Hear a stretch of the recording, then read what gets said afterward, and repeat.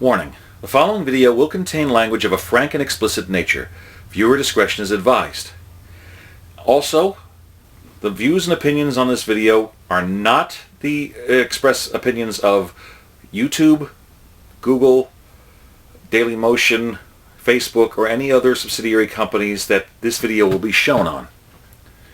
So, if any of this offends you as far as for talking about politics, as well as very colorful language, stop watching now. For everybody else here, hey guys, Dave here. And I don't normally get political. It's not normally my thing, but we're coming up in an election year and everyone's talking about things one way or another, and I felt compelled to say something that I thought was extremely important. You see, there's a combination of two things that, in my personal opinion, and as far as I know I still can't be sued for having an opinion, should not go together. Of course, everyone's talking about Donald Trump and him being a Republican candidate and the things he's been doing, and some of his stances have been rather, well, I think exaggerated in some cases, just, bellowing. But here's the thing I was wanting to talk about in particular. This is something that is currently a law on the books right now. It's known as the Federal Restricted Buildings and Grounds Improvement Act of 2011, better known as H.R. 347, and that's what I'm going to be calling it in the rest of this video. You see, this is one of those laws that was voted on a couple of years ago that helped to take the bite out of the Occupy movement.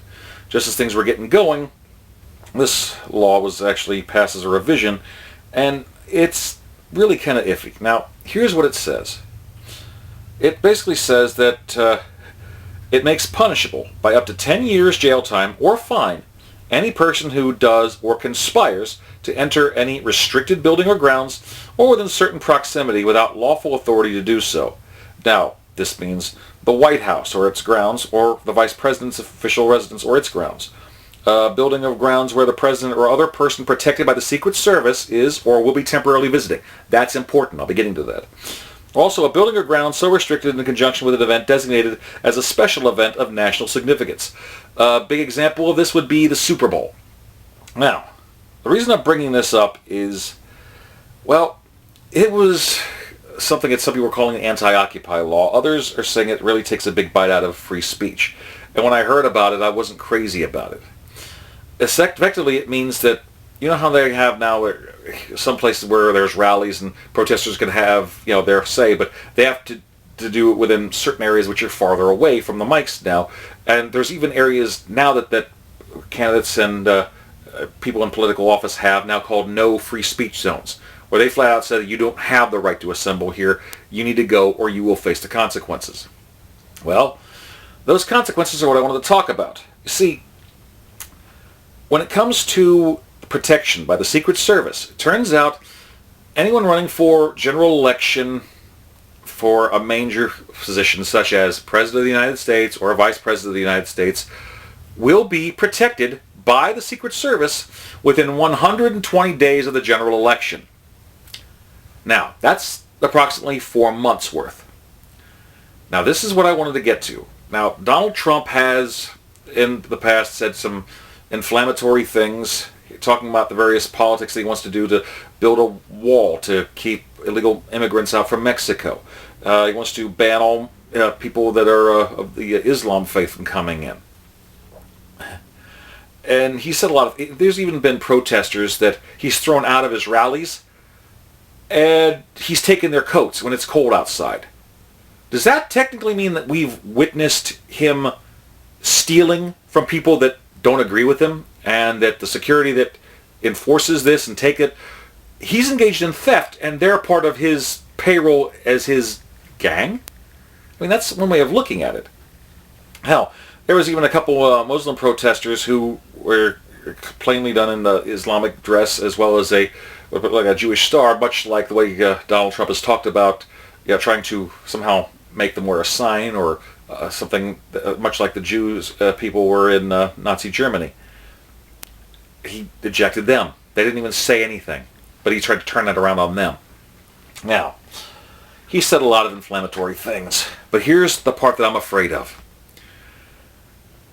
If Donald Trump is selected as the Republican nominee for President of the United States, or even Vice President, within 120 days of election, which means starting in July of 2016, Donald Trump would have the power to effectively have anyone that he disagrees with thrown in jail for up to 10 years with no trial and fined. I couldn't really find a dollar amount when I was trying my research. I remember hearing what I believed, is my opinion, I believe up to $100,000. I'm trying to get verification on that, so if anyone has that information, please send it my way. But here's the part that got me. This is someone that pointed out that, let's see, I'm not only big for Fox News, but one person, Andrew Napolitano, said, this bill may inhibit free speech protected by the First Amendment, like saying that someone that the President of the United States doesn't like, while staying at the hotel across the street from him, could be considered a felony. Other media outlets have said that this act may restrict freedom in assembly, or also dissent. Donald Trump has gone after anybody that's spoken out against him. It's kind of like a verbal aikido. I mean, it's like Steven Seagal. I mean, he practices aikido that you can't really do anything unless someone else makes that first move and attacks you first. And then he'll snap your arm. Donald Trump has used this excuse to wait for someone to say something that he doesn't like about them, and then he goes after them like a political pit bull.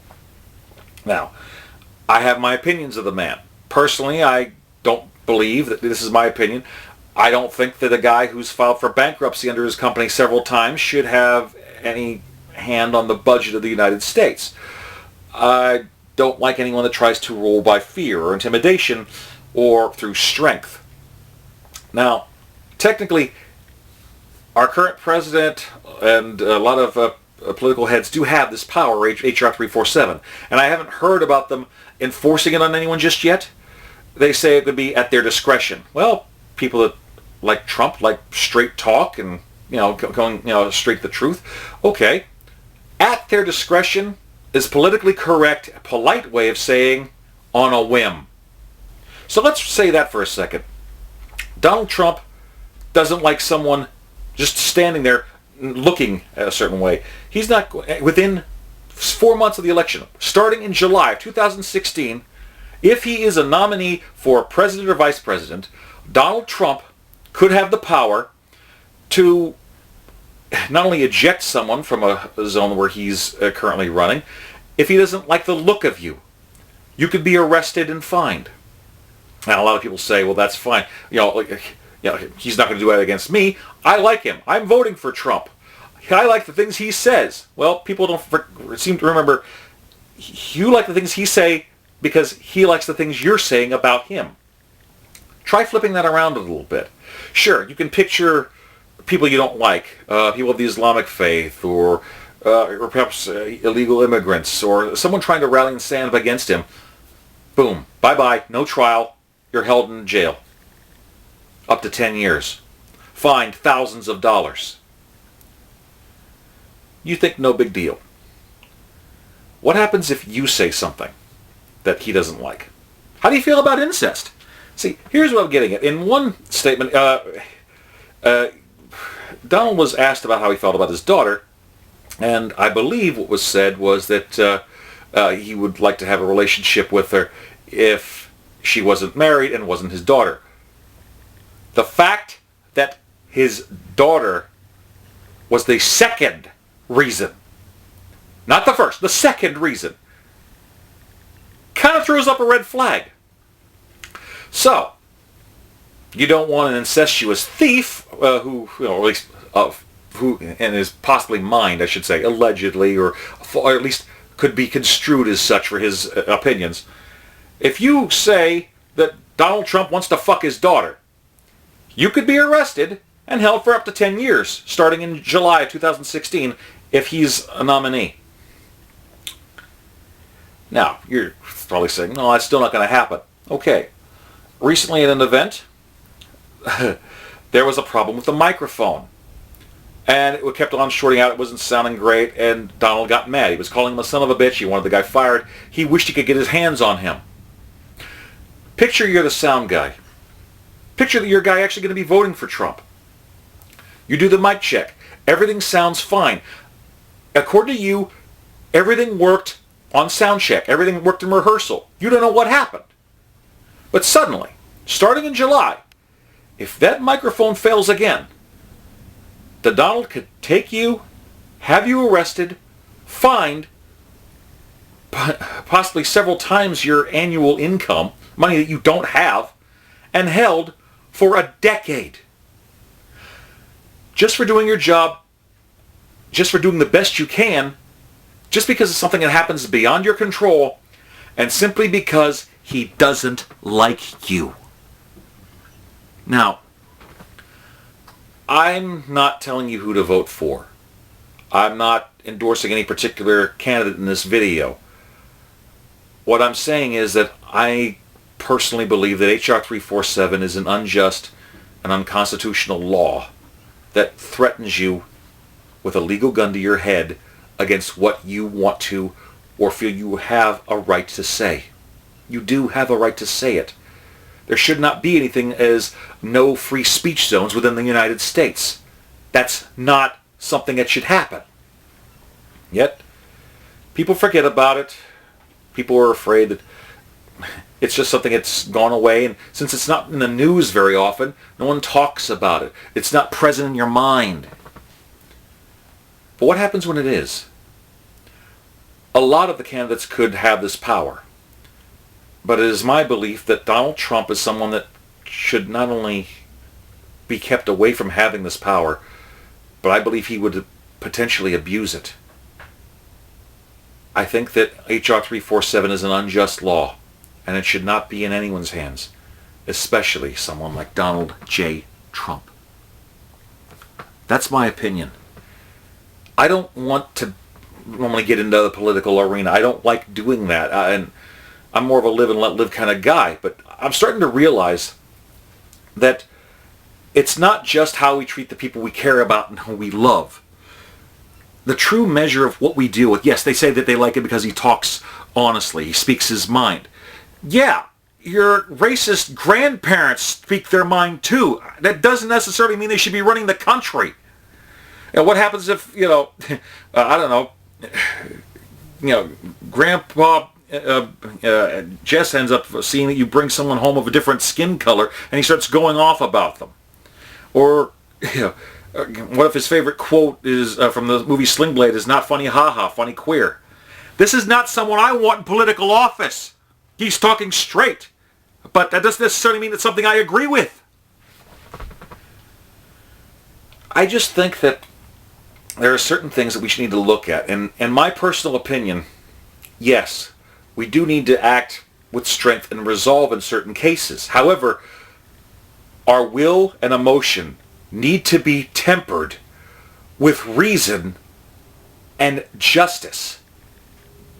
I'm starting to realize one of the biggest things that indicates who we are as individuals and as a people is not just how we treat the people we love, but also how we treat those different from us who aren't necessarily evil or our enemies, but just the fact that they're different from us. What do we see that we have in common with them? But it's more than that. It's also how we treat our enemies. We can deal with it. We can stop evil. We can take a stand against the things that we don't like. But we don't have to become the same monsters they are to do it. And the second you start using the power to take away someone's right to express themselves, to say, I don't like you, because they could be fined and arrested, that's no longer a free country. It's practically a dictatorship. That's a monarchy. It's something that people rise up against to stop. But people are afraid. People are just trying to do the best they can. They're distracted by paying bills and other things going on. The world sucks so bad, they're doing everything they can to take their minds off of it by going into entertainment. And Donald Trump is entertaining. He distracts you from that, and he says the things you want to hear right now. But where's the reason? Where's the logic? Where's the stuff that you can only get things done, but you can do things balanced with justice, mercy, and fair play? Where's the honor? I don't necessarily think that a guy who's known for saying you're fired would be the best choice for whether or not we're going to get more jobs in this country. That's my opinion. And I don't believe that anyone should have the power of H.R. 347 if they're going to be so inflammatory. Like I said, I'm not trying to tell you who precisely to vote for. I'm not telling you who my nominees are. All I'm telling you is to please think. Be rational. Temper your emotion with logic and reason. Be fair. Be balanced. Justice is not just the thing you want to use against the people you hate, but if things were reversed against you, how would you wish to be treated? What would be fair and balanced to you? Okay, fair and balanced, I don't think I want to say any more about Fox News, but it's just my thought, guys. What happens if someone like Donald Trump didn't like you and decided to use the power that, as a nominee for either president or vice president of the Republican Party, could use against you? What do you think? Please like, comment, subscribe, share, pass this around to your friends. Let's get a discussion going. I want to hear more about what people think about this. And personally, whoever I think would be best for repealing H.R. 347 is someone that I would give serious thoughts about nominating and electing president. Just my opinion. Until next time, guys, Dave signing out. Peace. Yum yum.